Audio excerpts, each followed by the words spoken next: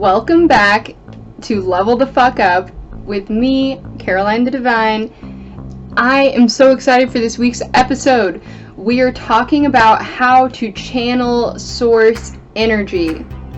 How to channel source energy. I've been doing a lot of thinking about this because I feel like I've gotten my communication with source down to an art form. And I want to share with you guys how I do it and where to start. So when you're first talking to source energy, it's a lot like starting a new relationship, right? You see him from across the room or her, and you're like, oh gosh, they're really cute. I really want to go talk to them, but I don't know what to say. Okay, so then you finally talk to the person, and you're like, all right, that was not so bad. And then you're checking your phone all the time. You're like, are they texting? Was that him? Was that her? And it drives you nuts, like looking for these signs of communication. Okay, so we're going to talk about how to step outside of that back and forth, trying to figure out if it's source or not, if it's you. And really, the first step in doing that is practicing something I call walking meditation. And what that means is to always be in a mindful, meditative state. If you are always in that receptive state of being open to source, being open to that communication, because this is truly a dialogue. Our relationship with source energy, our relationship with God, with the universe, with your spirit guides, okay? It's a dialogue. It is not just a one-way saying a prayer hoping that they answer.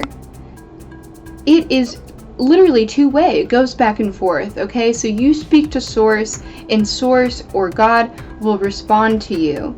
And so building that dialogue, building that communication is really where it's key. You need to develop a language, right? This is like the love language of the universe. What is the love language? What is your unique language with the universe? There are a lot of different techniques that people use, and these are, can be common, whether, obviously just prayer. Some people communicate with the universe through numbers, through different signs. I met someone one time, and their sign was dimes. They would find dimes everywhere, just randomly, in their pocket. They'd find one randomly on the ground. And so that became their way to communicate with source energy. So let's go back for a second and talk about being in walking meditation and how to get to that point. So I touched on this in one of my other videos a little bit, but we are so overstimulated. We have got cell phones and TV and music and loud colors and billboards. We've got all of these signs all over the place that keep us in this state of being overstimulated. So when source is ready to talk to us, we don't hear it because we have so much stuff going on all the time.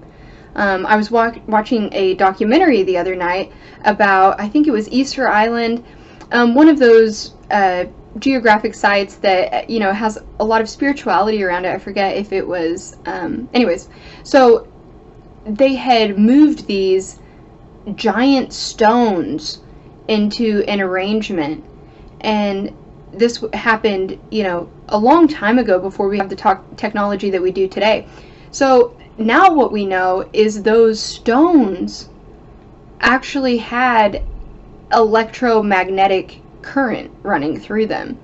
And, the question among science is, well, how did they know to move these stones in this position and that they had this electromagnetic energy field? Well, it's because they were not overstimulated like how we are.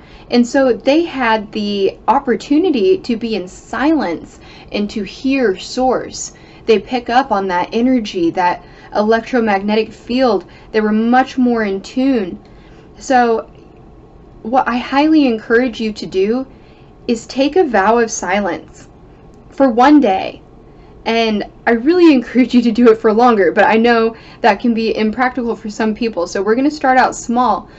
Take a vow of silence for one day of being quiet and just observe, meditate, observe what you're taking in, all of the thoughts, just be in complete silence. And you will start to learn how to bring that same sacred practice into your everyday world. You can literally be in the car, driving, in a meeting, taking care of your children, and if you can just kind of recede into yourself for a moment and be in silence with yourself, that is the meditation that I'm talking about. When you can be in silence in the chaos of this world, you are creating space for Source to come in and communicate with you. When we have our phone in our hand and the TV is on and we're yelling at our kid, all of that stuff, it doesn't create any room for Source to be able to come in and communicate. So when you're first starting out, take that silence, give Source its space, allow that communication there. Another practice that I started when I was first communicating with Source was I didn't know what was my sign. I'm like, well, they like the number 4, but what's my sign? So come up with something and tell Source. Say, hey, this is going to be my sign. I would like to start seeing pennies everywhere, or $100 bills. Maybe that's my sign. I think I'm onto something. Okay, Source, my new sign is $100 bills. I want to see them everywhere. But for real, come up with something that is special to you and that sings to your spirit. Okay, don't just pull something out of a hat. Make it something, significant and meaningful to you, and communicate that with Source that you're wanting to communicate in this kind of way. Okay, like I said, it's very much about building a language and opening a dialogue. So Source will start to communicate with you in that way. Also trusting Source. Again, it's like building a relationship. You have to learn each other's love language. You have to learn to trust each other and take each other's word for it. So in that way with Source is when you feel like you're being led by Source, follow it and see what happens. I promise it will work out.